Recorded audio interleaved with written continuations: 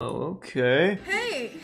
Emo's not dead. I'm Raven, your acid bath princess of the darkness. This is a classic.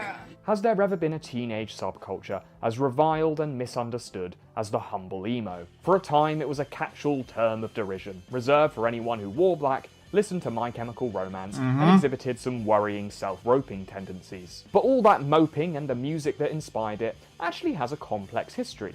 And to understand it fully, we have to go back to the beginning. When aliens While no one created knows us. the name of emo's Patient Zero, they were likely a member of the Washington hardcore punk scene in the 1980s. Bands like Minor Threat, Fugazi, and State of Alert were producing three-chord I've never heard of them. for small, devoted audiences. And like their emo descendants, these punks wore black, cut their hair with industrial lawn equipment, and took themselves very seriously. But these punks were also deeply political, even expressly anarchist, like these two specimens who decry the woes of capitalism while hanging out in a mall, with none other than a somehow still very old Bernie Sanders. Wait, that's Bernie Sanders? What does it say, or does it mean anything? Or What the fuck?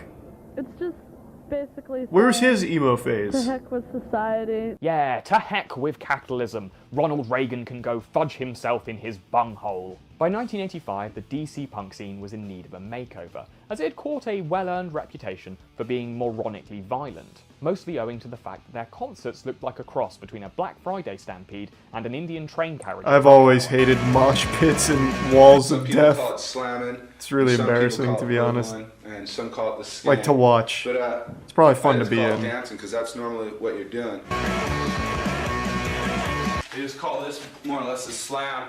It's just keep Whoa! going in a circle, keep moving your arms and stuff. During what was known as Revolution cool. Summer, bands like Rites of Spring and Embrace offered a new direction for the genre. These artists wrote more introspective lyrics and rejected the scene's political posturing for a whinier, more emotional perspective. Thrasher magazine called this style emo-core, but even then it was meant as a disparaging Thanks for term. resubbing, Vixian. Hardcore must be the stupidest fucking thing I've ever heard in my entire life. Emotional hardcore. As if hardcore wasn't emotional to begin with. This would set a precedent that would follow the emo plague all the way into its heyday, with bands constantly uncomfortable with being labelled as sad sacks screaming about their feelings. Despite this, the post-hardcore Yeah, but that's great. emo We virus love to spread scream from about coast to feelings. coast over the next decade, giving birth to a brood of ear-assaulting sub-genres. There were the radio-friendly incel jams of nerd rock. There was screamo music, the official soundtrack to school shootings everywhere. And of course, there was pop punk, emo's What? fun-loving cousin, whose close association I don't with know the genre about that would last result in one. undoing. But it was bands like Sunny Day Real Estate and Jawbreaker that charted the course to what emo would become, producing punk-adjacent hits with pleasing guitar melodies and lyrics dripping with personal drama.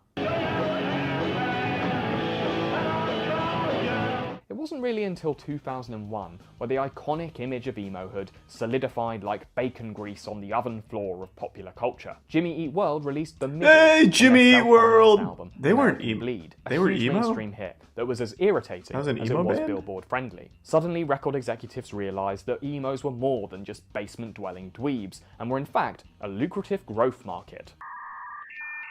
Now we're cooking. This is the emo I remember. As broadband Not fucking internet Jimmy connections Eat became World. more widespread, the irritating screech of a That's just dial-up mainstream connection was radio replaced by shit the from back in equally the grating day. sound of teenagers expressing themselves. Real emo is like was Broken arguably the first Side. subculture to truly spread through the internet. Websites like LiveJournal and MySpace acted as the sweaty public toilet door handles, accelerating emo's bubonic burst into mainstream culture. Emo fans would plaster Thanks, their Resub Legend profile Hero. with lyrics from their favourite bands, create fan sites, and communicate with other people who like to play noughts and crosses on their forearms. But most of all, these online spaces were responsible for disseminating what became known as the iconic emo look. The emo That was look actually centered on Taylor few Swift. necessities and tons of optional extras. But if one is to truly understand the emo, one must become the emo.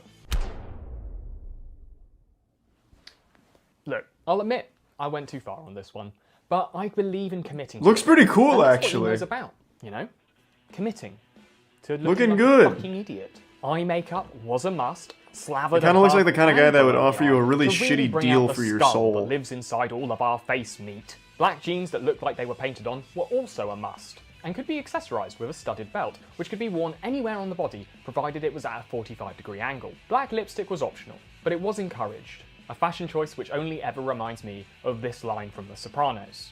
Look like a Puerto Rican whore. Make me sick.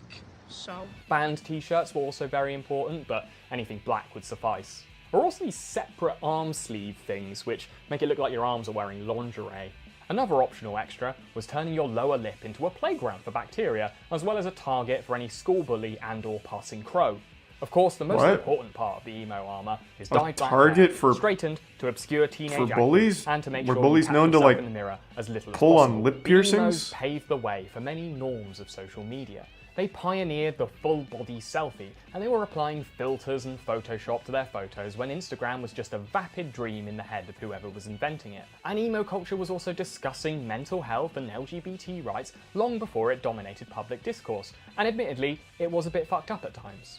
But today, the internet only approaches these topics in a mature, Troxlong open-minded and gift manner, sub and we have these Nicodemus fringe-fondling and Bit Sam. frontiersmen to thank for it.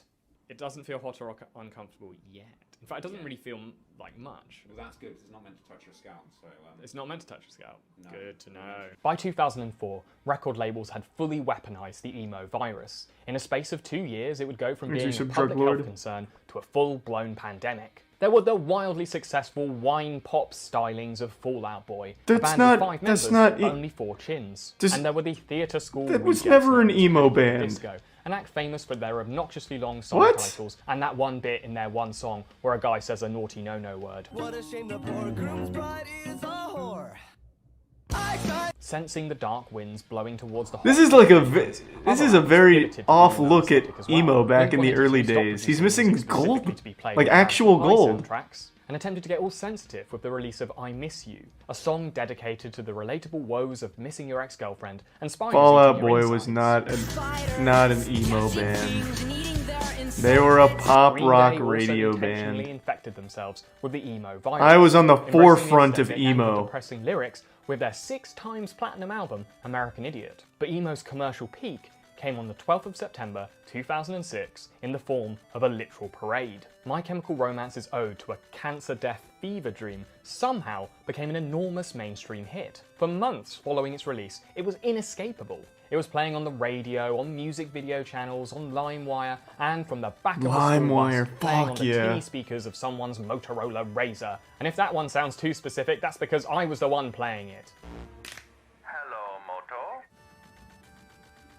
It is the third law of culture that any action is always met with an equal and opposite backlash. And emo's front lash was so seismic that its critics arrived armed with all the unholy powers of the mainstream media. Now, emo is a term you may or may not have come across. It's short for emotional. Oh my God. Parents about the so-called emo I remember culture. this shit. Read, what is emo?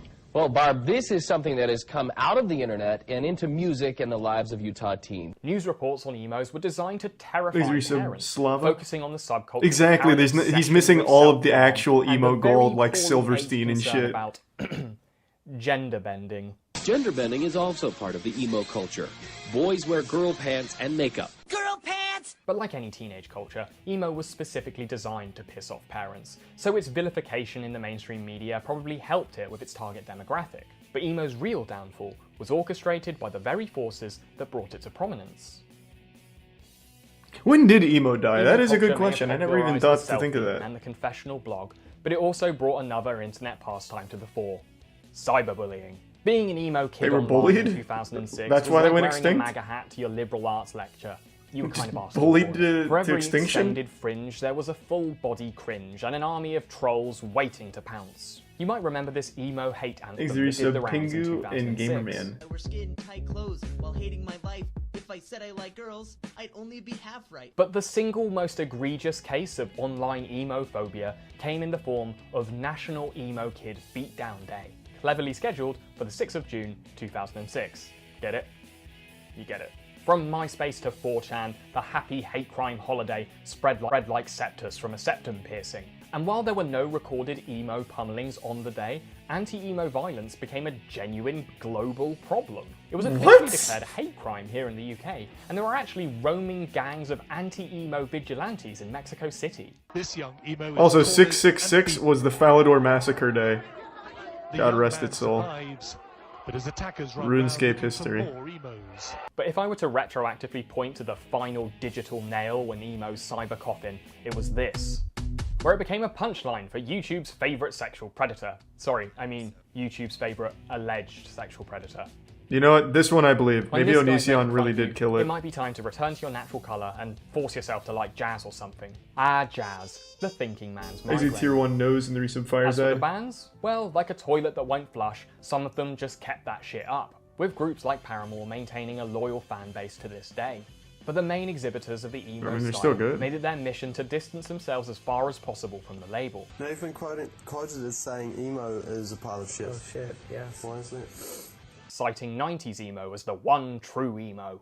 Well, emo as it is today, which is nothing like emo as it was when I was growing up. And Panic at the Disco frontman Brendan Urie? I don't know, has made no secret of the fact that he just wants to close the goddamn door on the song that made his band so popular. Maybe you should, Tony.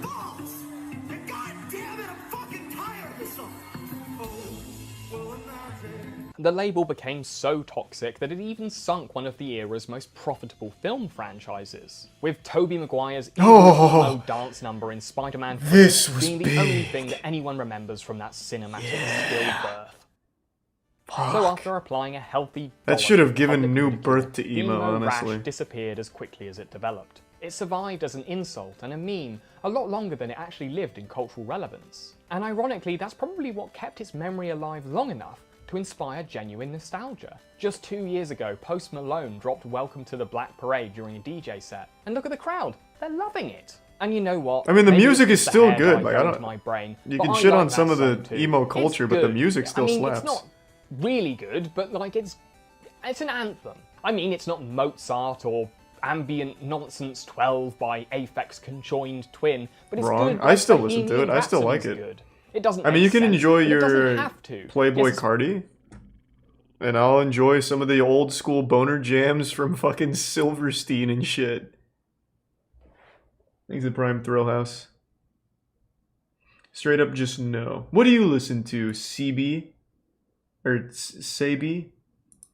What's on your playlist? Stage is yours. What do you listen to, Sabi? I'm expecting a Playboy Cardi or something. Thanks to Tier 1 Ox.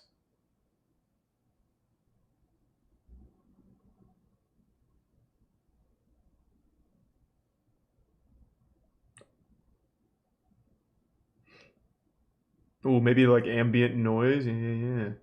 Just give me like your top 3. You don't have to think too hard about it.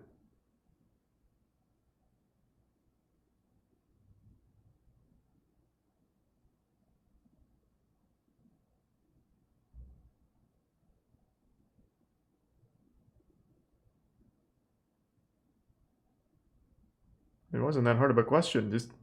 Just asking what you listen to.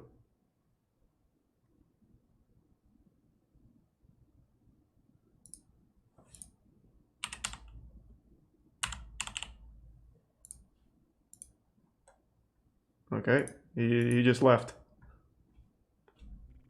Okay. Not very confident in your music choices then, I see.